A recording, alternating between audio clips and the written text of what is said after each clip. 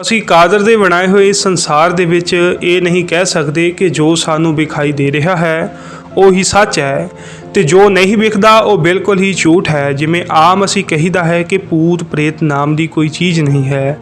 ਪਰ ਜਿਨ੍ਹਾਂ ਦੇ ਨਾਲ ਇਹ ਕੁਝ ਵਾਪਰਿਆ ਹੈ ਉਹ ਮੰਨਦੇ ਨੇ ਕਿ ਪ੍ਰਮਾਤਮਾ ਦਾ ਇਹ ਸੰਸਾਰ ਬਹੁਤ ਵਿਸ਼ਾਲ ਹੈ ਤੇ ਅਜਿਹੀਆਂ ਚੀਜ਼ਾਂ ਵੀ ਨੇ ਇਸ ਸੰਸਾਰ ਦੇ ਉੱਪਰ। ਅੱਜ ਤੁਹਾਡੇ ਨਾਲ ਇੱਕ ਅਜਿਹੀ ਘਟਨਾ ਹੁਸ਼ਿਆਰਪੁਰ ਦੇ ਪੈਂਦੇ ਟੋਲਬਾਹਾ ਇਲਾਕੇ ਦੀ ਦੱਸਣ ਜਾ ਰਹੇ ਹਾਂ, ਜਿਸ ਨੂੰ ਸੁਣ ਕੇ ਹੈਰਾਨ ਹੋਵੋਗੇ। ਦੱਸਿਆ ਜਾਂਦਾ ਹੈ ਕਿ ਸੰਨ 1998 ਦੇ ਵਿੱਚ ਹੁਸ਼ਿਆਰਪੁਰ ਟੋਲਬਾਹਾ ਰੋਡ ਤੇ ਬਰਾਤ ਜਾ ਰਹੀ ਸੀ ਤੇ ਅਚਾਨਕ ਡੋਲੀ ਵਾਲੀ ਗੱਡੀ ਦਾ ਐਕਸੀਡੈਂਟ ਹੋ ਜਾਂਦਾ ਹੈ ਤੇ ਇਸ ਐਕਸੀਡੈਂਟ ਦੇ ਵਿੱਚ ਵਿਆਹ ਵਾਲਾ ਲੜਕਾ ਤਾਂ ਬਚ ਜਾਂਦਾ ਹੈ, ਪਰ ਉਸ ਦੀ ਨਵੀਂ ਵਿਆਹੀ ਘਰਵਾਲੀ ਦੀ ਅਚਾਨਕ ਹੀ ਮੌਤ ਉਸ ਐਕਸੀਡੈਂਟ ਦੇ ਦੌਰਾਨ ਹੋ ਜਾਂਦੀ ਹੈ ਤੇ ਕੁਝ ਸਮਾਂ ਬੀਤਦਾ ਹੈ। ਰਾਤ ਵੇਲੇ ਉਸ ਰੋਡ ਤੇ ਬਹੁਤ ਸਾਰੇ ਐਕਸੀਡੈਂਟ ਹੋਣੇ ਸ਼ੁਰੂ ਹੋ ਜਾਂਦੇ ਨੇ ਤੇ ਨੇੜੇ ਤੇੜੇ ਰਹਿਣ ਵਾਲੇ ਲੋਕ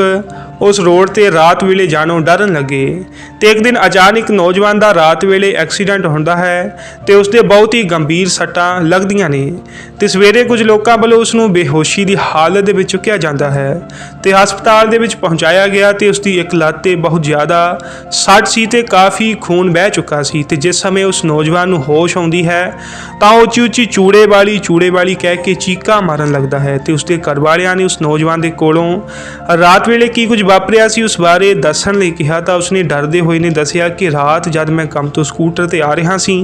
ਤਾਂ ਰਸਤੇ ਵਿੱਚ ਅਚਾਨਕ ਇੱਕ ਲੜਕੀ ਨੇ ਮੈਨੂੰ ਹੱਥ ਦਿੱਤਾ ਤੇ ਰੁਕਣ ਲਈ ਕਿਹਾ ਤੇ ਉਸਨੇ ਜਿਵੇਂ ਵਿਆਹ ਦੇ ਵਿੱਚ ਲੜਕੀਆਂ ਕੱਪੜੇ ਪਹਿਨਦੀਆਂ ਨੇ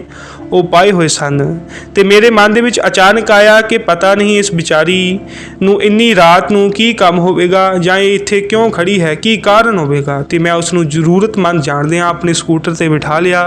ਤੇ ਮੈਂ ਉਸ ਕੋਲੋਂ ਪੁੱਛਣ ਲੱਗਾ ਕਿ ਤੁਸੀਂ ਕਿੱਥੇ ਉਤਰਨਾ ਹੈ, ਪਰ ਮੈਨੂੰ ਉਸਨੇ ਕੋਈ ਜਵਾਬ ਨਹੀਂ ਦਿੱਤਾ ਤੇ ਜਦ ਮੈਂ ਦੂਜੀ ਵਾਰ ਪੁੱਛਿਆ ਤਾਂ ਉਸਨੇ ਕਿਹਾ ਕਿ ਤੈਨੂੰ ਮੈਂ ਆਪਣੇ ਨਾਲ ਲੈ ਕੇ ਜਾਣਾ ਹੈ ਤੇ ਮੈਂ ਉਸਦੇ ਪਿੱਛੇ ਵੇਖਿਆ ਤਾਂ ਉਹ ਮੇਰੀਆਂ ਅੱਖਾਂ ਸਾਹਮਣੇੋਂ ਗਾਇਬ ਹੋ ਗਈ ਤੇ ਅਚਾਨਕ ਮੇਰੇ ਸਕੂਟਰ ਦੇ ਅੱਗੇ ਆ ਗਈ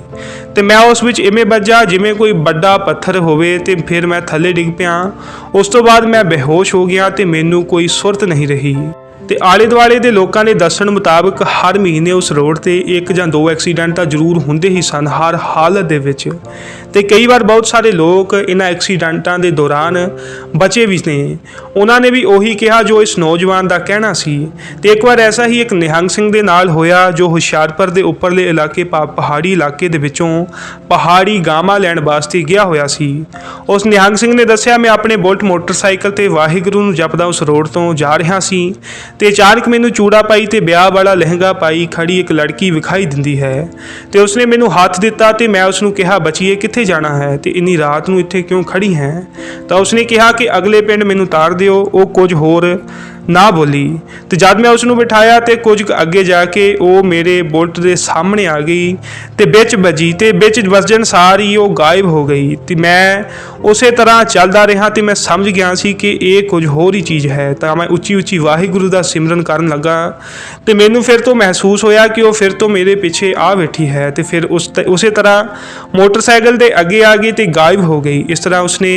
4-5 ਵਾਰੀ ਕੀਤਾ ਤੇ ਅੰਤ ਉਸਨੇ ਕਿਹਾ ਕਿ ਤੈਨੂੰ ਰੱਬ ਦਾ ਨਾਮ ਹੀ ਬਚਾ ਰਿਹਾ ਹੈ, ਮੈਂ ਤੇਰਾ ਐਕਸੀਡੈਂਟ ਕਰਵਾਉਣਾ ਸੀ, ਜਿਵੇਂ ਮੈਂ ਮਰੀ ਸੀ ਉਵੇਂ ਹੀ ਤੈਨੂੰ ਮੈਂ ਮਾਰਨਾ ਸੀ। ਪਰ ਉਹ ਕਹਿਣ ਲੱਗੀ,